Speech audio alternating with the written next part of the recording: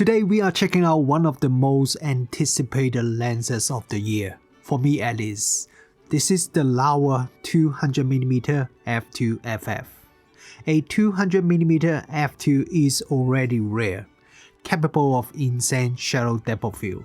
But here is the surprising part. The price is under $2,000, which is crazy cheap for a modern autofocus 200mm f2 lens, if it actually performs. I've been testing this lens for a month now, and in this video I will show you the good, the not so good, and everything in between.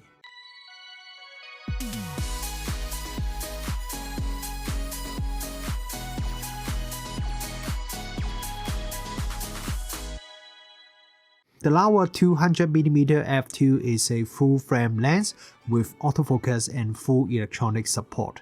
It's available for the Nikon Z, Sony E, and Canon EF. There's no Canon RF version, but RF shooters can use the EF mount with an adapter. L mount users don't have a dedicated version, though theoretically the EF mount with an EF to L adapter could work. But to be clear, I haven't tested myself. It is not a small lens. It weighs around 1,770 grams and it has a solid all-metal body. I really like Laowa's new design. It is modern and unique.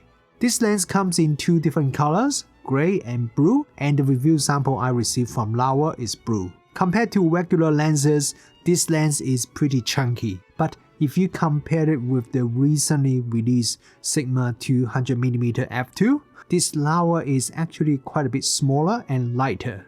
But keep in mind, the Sigma has optical image stabilization, while with this Laowa, it relies on your camera's in-body image stabilizer. The lens has a built-in tripod mount, it is rotatable, and it has a soft click every 90 degrees. This is a feature I really appreciate. If you have watched my recent Lumix S 100 to 500 review, you may remember I complained a bit about that lens doesn't have the soft click when you are rotating the tripod mount. The tripod mount is Arca Swiss compatible, and while you cannot remove the whole collar, the foot of the tripod mount can be removed easily. The lens has a switchable click, no click aperture ring, and there is a AF/MF switch, and there's also a focus limiter that stops focusing closer than 5 meters. My Sony E mount sample has a customizable function button. The front filter thread is pretty huge at 105mm. But for Sony and Nikon shooters, you're lucky because there is a 43mm rear filter thread with a small knob for rotating CPL filters. For Canon EF users, unfortunately, there isn't a rear filter due to the longer flange distance.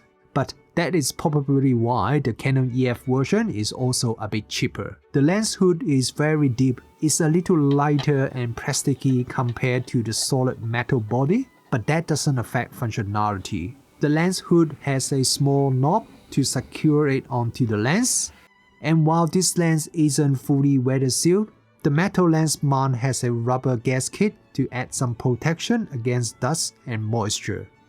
While this isn't Laowa's first autofocus lens, the earlier 10mm and 12mm lenses were not too demanding because of their wide focal length and the deep depth of field.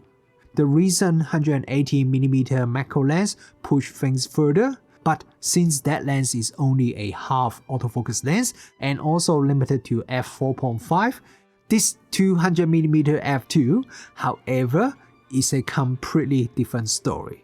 With such a long focal length and a very large aperture, it is easily one of the most demanding lenses when it comes to autofocus. In my testing, the autofocus performance has been reasonably good. When shooting photo, while it's not lightning fast, it's definitely quick enough for everyday shooting. And the autofocus performance is also quite nice and quiet. With my pre-production sample, I did notice occasional front focus when I'm shooting at f2, but Laowa is aware of it and they are working on a fix. For video, continuous autofocus actually performed better than I expected. Responsive and generally quite quick.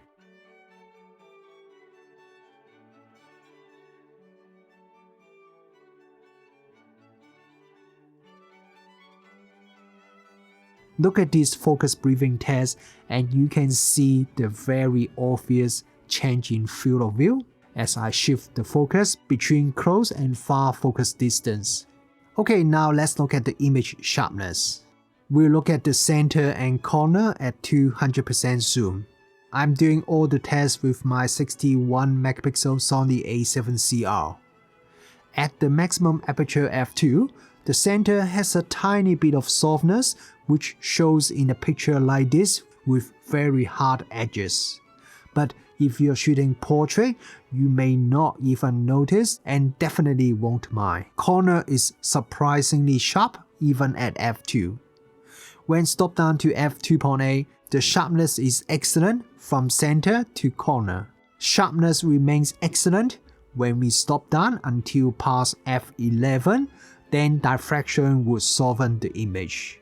So overall, this is a pretty sharp lens. Now let's look at this lens close-up shooting performance. The minimum focus distance is 1.5 meter and the maximum magnification is around 0.15 times, which is not bad. Actually very good, as I think this lens has the closest minimum focus distance and the highest maximum magnification among all the autofocus 200mm f2 lens ever made. If you want to take some really close-up portrait photo of someone with only half of the eyelash is in focus, you can certainly do that with this Laowa lens. The photo is also pretty sharp at the minimum focus distance, even at f2. But yeah, unless you want some super shallow depth of field, you'll probably want to stop down the lens a bit. The depth of field is really shallow with this lens when you are shooting at the minimum focus distance. Nowadays, with full frame cameras performing so well at high ISO, the biggest reason to pick up a lens like this is for that shallow depth of field look. For me, that makes the bokeh, the out of focus rendering, the most important aspect of this lens. And the bokeh is beautiful. To be specific, I'm not just talking about how easy it is to separate the subject from the background. That's almost effortless with this lens. The bokeh balls are smooth.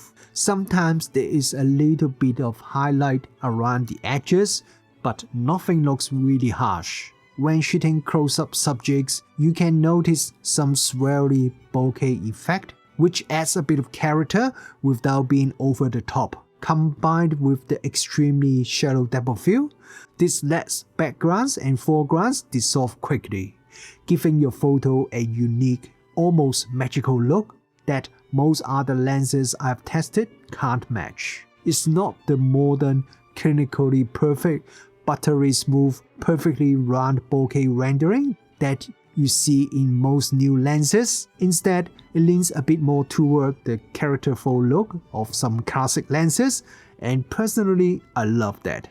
Vignetting control is pretty good. Even with the vignetting compensation disabled, the amount of vignetting at f2 is still quite minor. Once you stop down to f4, then vignetting is almost not noticeable. If you enable correction, then vignetting is very minor even at f2. However, there's a bit of negative vignetting when you stop down the lens, which suggests the lens profile is over-correcting when you stop down the lens. It is quite common with a lot of third-party lenses, and in this case, it is quite minor. But unless Laowa makes some changes to this area in the future, I do suggest you just turn off the correction, as the vignetting performance isn't bad anyway. Chromatic aberration control is excellent. Look at this photo shot at f2. Usually this kind of photo can be a disaster for some lenses, as it could easily result in lots of color fringing because of the high contrast, and also includes a lot of area that are just slightly out of focus. But this photo looks virtually lack of chromatic aberration.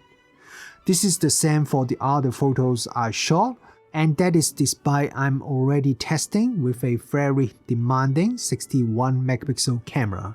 Laowa hasn't told me this is one of their 0D lens, but I found the lens has very minimal amount of distortion.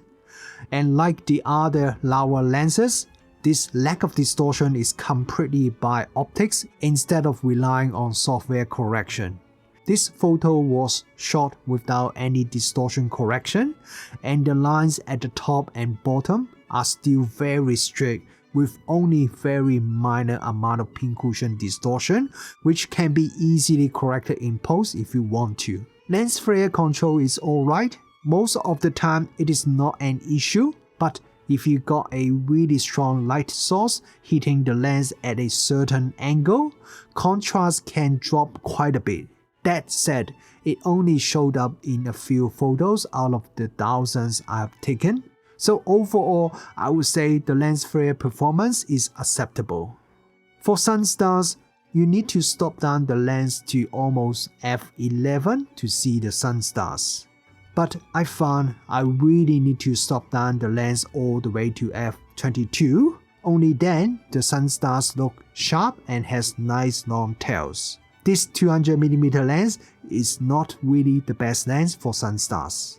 So, am I happy or disappointed with this lens? Performance-wise, it's more or less what I expected from Laowa.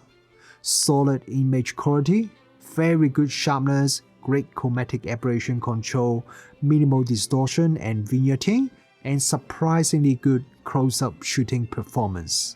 But what I enjoy the most is rendering.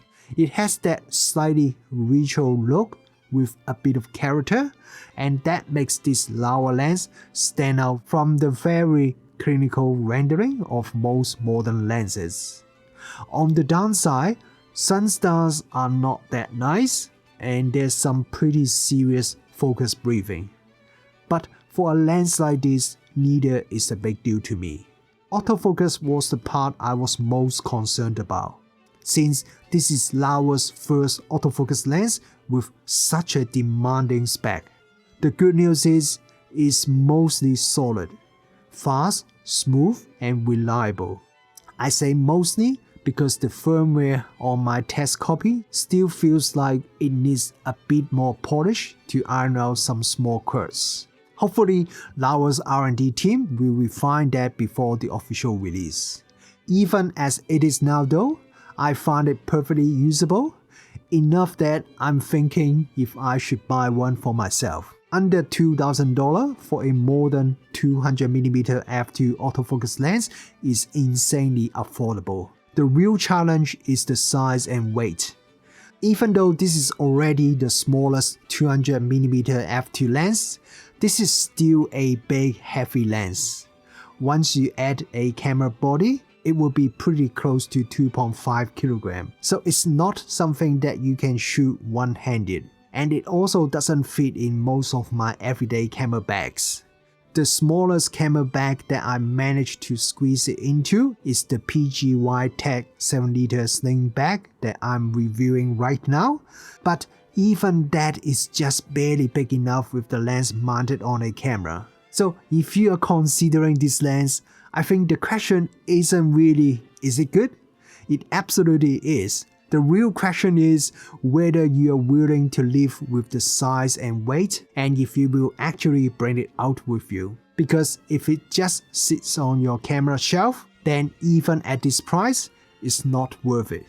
If you can see yourself carrying it, this Laowa 200mm f2 can deliver some amazing photos and a unique look that you just can't get from anything else at this price point. So what do you guys think? Does this lens interest you? Will you pick one up yourself? Let me know in the comments. I'd love to hear your thoughts.